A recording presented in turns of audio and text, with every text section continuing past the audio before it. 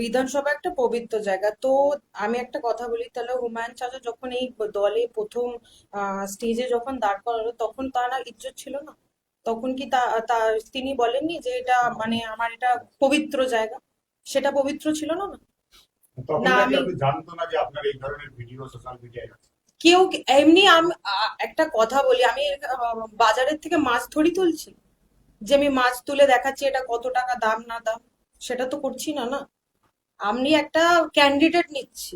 তো ক্যান্ডিডেটের নিশ্চয়ই আমার ব্যাপারে জেনেছে, তবেই না ক্যান্ডিডেট বানিয়েছে। এমনি এমনি তো এত মানুষ ছিল, এত পিছনে লোক ছিল, এত 400 জন লোক বসার জন্য ছিল। 400 জনের মধ্যে আমাকেই কেন তুললো তাহলে? আপনার কি মনে হয় এই ভিডিও গুলো একটা অজুহাত, আসলে আপনাকে বাদ দেওয়াটাই মূল উদ্দেশ্য? ভিডিওটা একটা অজুহাত হচ্ছে। আমি হচ্ছে একটা বেঙ্গলি, নিশাদ চ্যাটার্জি হিন্দু ব্রাহ্মণ ঘরের মেয়ে। তো ওনারা চাইবে না কখনোই কি আমি মুসলিম দল, উনি যে দেখাচ্ছেন যে মুসলিম সাপোর্টার, এটাতেই বোঝা যাচ্ছে যে উনি শুধুমাত্র শুধু মুসলিমকেই সাপোর্ট করছে, শুধু বাবরি মসজিদের জন্য, আর মুসলিমদের নিয়েই সবকিছু তৈরি হচ্ছে, নাকি কোনো। বলে দিয়েছেন যে মুসলিম ক্যান্ডিডেট দেবে। দুটো কোয়েশ্চেন আছে। এক হচ্ছে, গতকাল যে দল ঘোষণা সভা, সেখানে কি আপনারা ইনভাইটেড ছিলেন? হ্যাঁ, আমরা ইনভাইটেড ছিলাম। হুমায়ুন কবির বলছেন ওই সানিয়া বাবুর সঙ্গে আপনি ওখানে গেছিলেন হ্যাঁ। এবং আপনি স্টেজে ওঠেন, ওনার জন্যই হুমায়ুন কবির আপনাকে অ্যাক্সেস দিয়েছে। আমি একটা কথা বলি দাদা, হুমায়ুন চাচাও বাচ্চা না, ইনিও বাচ্চা না, আমিও বাচ্চা না। এটা স্বাধীনতা দেশ। আমাদের স্বাধীনভাবে আমরা বাঁচতে শিখেছি, তো স্বাধীনভাবেই আমরা চলবো। তো আমাদের কথা হচ্ছে যে আমরা যে এই মানে দলটাকে তৈরি করলাম, বা আমাদের যে এই দলটার মধ্যে আমার নামটা যে নেওয়ার পর আমাকে বাদ দেওয়া হলো, তো এটার যে আমার যে কেরিয়ার যে বরবাদ হলো, তার ভরপাই কে নেবে? মানে আপনি বলছেন আপনি ক্যান্ডিডেট হয়েছেন, সেটা আপনি স্টেজে ওঠার পর জেনেছেন। হ্যাঁ, আর স্টেজে। উনি পাল্টা বলছেন যে আপনাকে ক্যান্ডিডেট করবেন, সেটা আপনি কিছু লোককে প্রভাবিত করেছেন স্টেজে, তার জন্য কাকে প্রভাবিত করেছে আমাকে দেখাতে হবে, সেই প্রমাণটা এটা দেখাতে ওনার হবে। দাবি। উনি তো কিছুই বলতে পারেন, উনি তো এখন বলবেন যে আমাকে বলছে যে আমার চলন ধারণ ঠিক না। তো আমি যখন স্টেজে উঠছি, তখন আপনি কি চলন ধারণ দেখছেন না? আপনি কি আমার কথাবার্তা দেখছেন না? আপনি আমার শপে আসেন, আপনি জানেন না আমি কিরকম? আপনি যখন কোনো ক্যান্ডিডেটকে ঘোষণা করছেন, আপনি জানেন না আমার ব্যাকগ্রাউন্ড কি? আপনার এখানে উদ্বোধন করেছেন, এসেছেন, হুম। তখন আপনি চাচা বলছেন। হ্যাঁ। যে সম্পর্ক, হুম। যে হুমায়ুন হুম। আর আজকে হুম। এই হুমায়ুন কবিটি মেলাতে পারছেন? না, একদমই মেলাতে পারছি না। দেখুন, কান মানুষের বললে তো মানুষ তো আর কিছু করতে পারে না। আহ, তা- আমি বলবো চাচার তো নিজের কোনো ব্যক্তিগত মানে জায়গা রাখতে পারে না। তিনি কখনো বলেন আমি এটা করব, কখনো বলেন ওটা করব, কখনো আমি এই পার্টি, কখনো আমি ওই পার্টি। চাচা নিজেই ঠিক না, তো আমাকে কি ঠিক রাখবে? আচ্ছা, আপনার কেন মনে হচ্ছে যে আপনি কি বলতে চান এটা সম্পর্কে, যে উনি হঠাৎ করে আপনার নামটা বললো, আবার উনি নিজে থেকেই আপনার নামটা বাদ দিয়ে দিল? মানে তো শুনে এটাই বোঝাতে চাইলো যে ওনার কথার কোনো দাম নেই।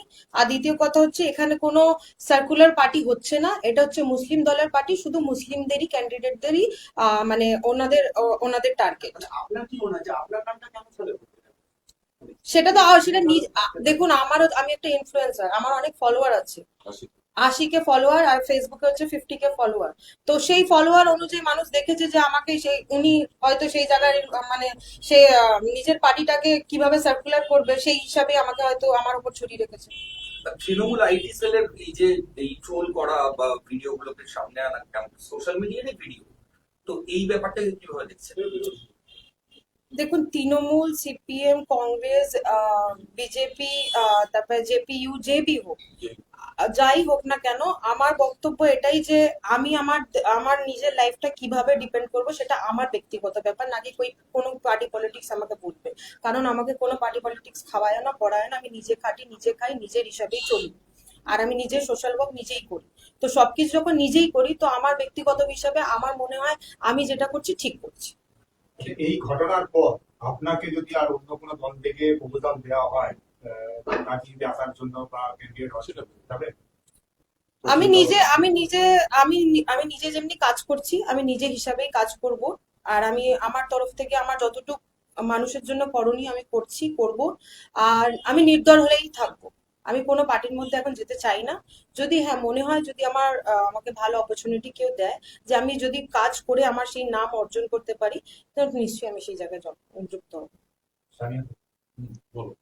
সানিয়াদা, আপনার নামটা হুমায়ুন কবির নিচ্ছেন যে মূলত আপনি অ্যাসেট না, আপনি টেবিল টেবিল আচ্ছা টেবিলটা একটু টেবিলটা টেনে নিলেন।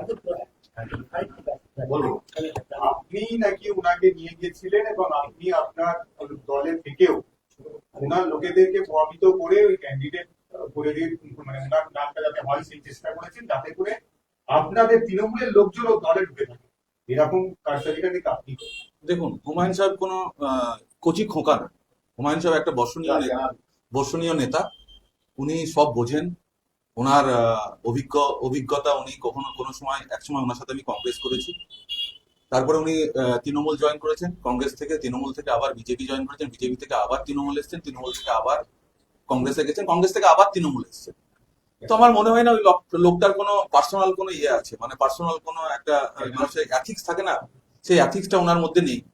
আমি যদি ওনাকে প্রভাবিত করি বা আমার বান্ধবী যদি ওনাকে প্রভাবিত করে, ওনার বান্ধবী যদি প্রভাবিত করে, তাহলে তো সেটা একটা মানুষকে বোকা বানানো হচ্ছে, যে মানুষকে কিভাবে প্রভাবিত করে, কিভাবে প্রভাবিত করবো। আমার রিকমেন্ডেশন, আমি বলবো যে আপনাকে রিকমেন্ডেশন করতে, তাহলে কি উনি করে দেবেন?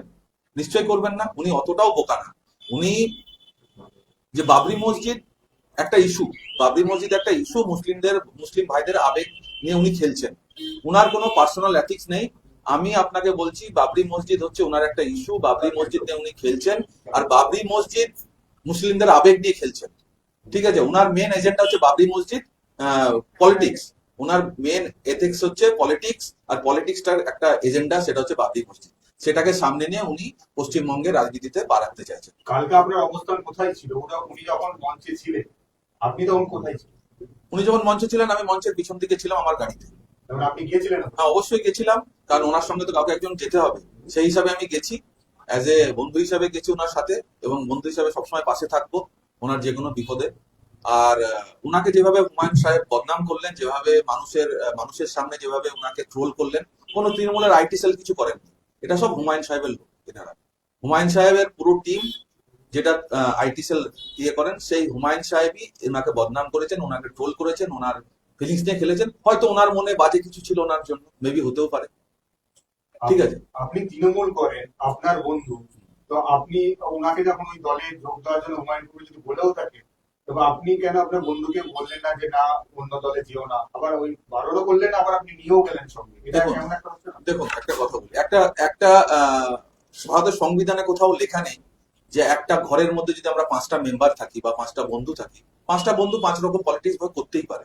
কেউ যদি নিজের ইচ্ছায়, স্ব ইচ্ছায় জেইউপি জয়েন করে, মানে ওনার যে নতুন দল, তাতে তো আমি তো ওনার ব্যক্তিগত হাজবেন্ডও না, আমি ওনার ব্যক্তিগত মানে ব্যাপারে ইন্টারফেয়ারও করতে পারি না। অ্যাজ এ বন্ধু হিসাবে ওনাকে উনি আমাকে বলেছিলেন যে আমি যাব বেলডাঙ্গায়, হুমায়ুন সাহেব আমাকে ইনভাইট করেছেন, আমাকে স্টেট কমিটিতে রাখবেন। আমি বললাম ঠিক আছে, চলো তাহলে। আমি বাস সঙ্গে গেছি, আর সঙ্গে গিয়ে ওনার সঙ্গে দিয়ে আবার ওনাকে নিয়ে এসেছি, বাস এইটুকু।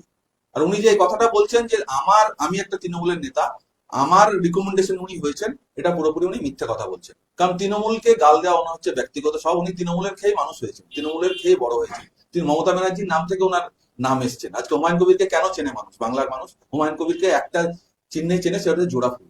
আর জোড়া ফুলের যে চিহ্ন যদি ওনার পেছন থেকে সরিয়ে দেওয়া হয়, তাহলে উনি কোনোদিন বাংলায়, আমার মনে হয় না বাংলার মুসলিম ভাইরা এতটা আবেগপ্রবণ যে একটা ধর্ম নিয়ে খেলার রাজনীতিতে মানে ইয়েকে মানুষ ভোট দেবে। উনার এই স্বপ্ন মুঙ্গরিয়ালালের স্বপ্ন দেখেছেন তো, উনি মুঙ্গরিয়ালালের স্বপ্ন দেখছেন, যেটা কোনোদিন বাস্তবে রূপান্তরিত হবে। বাংলার মানুষ তৃণমূলকে চাই, তৃণমূল আছে, তৃণমূল থাকবে, বাস এটা হচ্ছে। আপনি তৃণমূলে আছেন? অবশ্যই আমি একদম তৃণমূল। আমি অভিষেক ব্যানার্জির সৈনিক, আমি মমতা ব্যানার্জির সৈনিক। আর এই শেষ বিন্দু রক্ত রাখতে আমি তৃণমূল কংগ্রেসটা করবো। আর আমার নেতা নাড়ুগোপাল মুখার্জি, যিনি বহরমপুরের চেয়ারম্যান, ওনাকে কোন সঙ্গে। পদে আছেন? এখন আমি বহরমপুর শহরের সেক্রেটারি, মানে জেলা কমিটিতে আছি। এবং আগে যদি কোনো অপরচুনিটি আসে, আমার বস যদি দেয়, নিশ্চয়ই আমি করবো। এই যে মানে ওনার সঙ্গে এই আপনার আপনার নামও জড়িয়েছেন, বলেছেন, দল থেকে কি আপনাকে কোনো না, দল থেকে আমাকে কোনো রকম কোনো কিছু বলেননি কেউ। আমাকে কেউ যোগাযোগও করেননি। কারণ আমি যা কিছু করেছি নিজের স্বইচ্ছায় করেছি। আর আমি কালকে উনি জয়েন করার পরে অনেক লোকে অনেক আমাকে মেসেজ করেছে, অনেক কিছু করেছে। আমি তাদের সিদ্ধান্ত ক্লিয়ার করে দিচ্ছি ফেসবুকে। আমি নিজে আমার সানিয়া চৌধুরী পোস্ট থেকে পোস্ট করেছি। আমি অভিষেক বন্দ্যোপাধ্যায়ের সৈনিক, আমি মমতা বন্দ্যোপাধ্যায়ের সৈনিক, আমি নারুগোপাল মুখার্জির সৈনিক। আমি কালকে ক্লিয়ার করার পর ওনাকে সাসপেন্ড করা হয়েছে, কারণ হুমায়ুন সাহেবের কথা কাল আজ সকালে যিনি উনি আমাকে বলেছেন, তোমার বান্ধবী জেউপি জয়েন করছে আর তুমি করছো তৃণমূল কংগ্রেস, তুমি যদি জেউপি জয়েন করো তাহলে আমি ওনাকে টিকিট দেবো। আমি কোনোদিন এটা পারবো না, এটা আমি কোনোদিনই পারবো না, কারণ জেউপি উনি করছেন, আমি তৃণমূল কংগ্রেস করছি, উনি আমার বান্ধবী, তো বান্ধবী হিসেবে উনার যে সিদ্ধান্ত, সেই সিদ্ধান্তকে আমি স্বাগত করি। একটা প্রসঙ্গ হচ্ছে যে তৃণমূল থেকে যে হুমায়ুন কবিরের দলে জেএমবিকে যেভাবে ঢুকিয়ে দেওয়া হচ্ছে, যেমন আপনার নামে অভিযোগ করা হচ্ছে, যেটা করা হচ্ছে যাতে দলটা না ঠিকভাবে করা যায়, হুমায়ুন কবিরকে বিভ্রান্ত করতেই নাকি তৃণমূলের একাংশ এটা চক্রান্ত। না, তৃণমূলের কোনো চক্রান্ত নেই, হুমায়ুন সাহেবেরই লোকিনারা যারা করছেন, তারা এককালীন হুমায়ুন, যারা যারা আজকে জেউপি করছেন তারা তো এককালে তৃণমূল ছিলেন সবাই, তো তাদের কিছু অংশ 100%-এর মধ্যে 20% লোক আইটি সেল তৈরি করে হুমায়ুন সাহেব এই কাজগুলো করাচ্ছেন আর তৃণমূলকে বদনাম করছেন। দেখুন, আমাদের দলের কাছে এত টাইম নেই বাবরি মসজিদ নিয়ে, কোনো এজেন্ডা নিয়ে, এসব এজেন্ডা নিয়ে কথা বলবে। আমাদের দল বাংলার মানুষের ভালোর জন্য, বিজেপির বিরুদ্ধে লড়াই করার জন্য এই দল বাংলার মধ্যে একমাত্র দল, যে কংগ্রেসও নেই, সিপিএমও নেই, তারা সব বিজেপির বি টিম। হুমায়ুন কবির যে বিজেপির বি টিম তার একটা প্রমাণ দিই। অনেকে তো বলছে শুভেন্দু অধিকারী যে 300 কোটি টাকা নিয়ে, 500 কোটি টাকা নিয়ে এই হিন্দু ভোটটা, মুসলিম ভোটটা কাটছে দিদিকে হারানোর জন্য। একদমই না, একদমই এটা সত্যি কথা। যদি এরকম সত্যি কথা হয়, হুমায়ুন সাহেব আপনি মানুষের কাছে প্রমাণ দিন যে আপনি একটা সেকুলার দল যদি আপনি হতেন, তাহলে একটা হিন্দু মেয়ে, একটা ব্রাহ্মণ পরিবারের মেয়ে নিশা চ্যাটার্জিকে আপনি এইভাবে স্টল করতেন না আপনার আইটি সেল দিয়ে। তৃণমূল কংগ্রেস এই জন্য কোনো দায়ী নাই, তৃণমূল কংগ্রেসের কোনো স্টল করেনি, যা কিছু করেছেন হুমায়ুন সাহেব নিজে করেছেন, এর জন্য হুমায়ুন সাহেব নিজে দায়ী। নিজের দলকে সেকুলার দল বলা বন্ধ করুন হুমায়ুন সাহেব, আর আপনি একটা কাজ করুন, মুসলিমদের আবেগের কথা আপনাকে ভাবতে হবে না, আপনি ভাবুন আপনার নিজের ফায়দার কথা। বাবরি মসজিদ থেকে যে টাকাগুলো নিচ্ছেন তার হিসাব আপনি দেন। আপনি বেলডাঙ্গায় যে ভিত্তি স্থাপন করেছেন, যেখানে তো একটা ইট গাঁথা হয়নি, মানুষের কাছে ইট নিচ্ছেন, সিমেন্ট নিচ্ছেন, পাথর নিচ্ছেন, বালি নিচ্ছেন, পয়সা নিচ্ছেন, সেই পয়সার হিসাব কোথায়? আপনি বলছেন 7 কোটি টাকা, 6 কোটি টাকা এখনো হয়েছে, সেই 6 কোটি টাকাকে আপনি ভোটে খরচা করবেন? অবশ্যই ভোটে খরচা করবেন, আপনার ফান্ডের দরকার। তাই বাবরি মসজিদ আপনার কাছে একটা ইস্যু, আপনি একটা মেয়েকে বদনাম করছেন, যে অধিকার আপনাকে কেউ দেয়নি। একটা বাঙালি হিন্দু মেয়েকে, আপনি একটা চ্যাটার্জি পরিবারের মেয়েকে আপনি বিভেদটা তৈরি করছেন। মমতা ব্যানার্জি বিভেদ তৈরি করতে চাইনি, অভিষেক বন্দ্যোপাধ্যায় বিভেদ তৈরি করতে চাইনি, বিভেদ তৈরি করেছেন আপনি বিভেদ তৈরি করছেন। মুসলিমদেরকে বলছেন আপনি মুসলিম, আপনি বাবরি মসজিদ সাপোর্ট করো। হিন্দুরা কি করবে? হিন্দু মুসলিম, আমাদের এই দিদি যেমন বলে শিখ ইসাই ধর্ম, হিন্দু মুসলিম সবাইকে নিয়ে আমি চলবো, আমরা দিদির পথে চলবো, আমরা অভিষেক বন্দ্যোপাধ্যায়ের পথে চলবো। তাই বলবো বাবরি মসজিদে আপনি খেলা বন্ধ করুন, মুসলিম ভাইদের আবেগ নিয়ে খেলা বন্ধ করুন, নাহলে এই দেশে যদি রাইট লাগে, হিন্দু মুসলিমের লড়াই লাগে, তার জন্য দায়ী একমাত্র আপনি থাকবেন, হুমায়ুন সাহেব আপনি থাকবেন। আপনার এই সিদ্ধান্ত, আপনার এই কথাবার্তা পুরো বাংলাকে শেষ করে দেবে। আপনি দলে যাননি বলে নাকি নিশা চ্যাটার্জি হিন্দু বলে বাদ দিন? দেখুন, দুটোই কারণ দুটোই।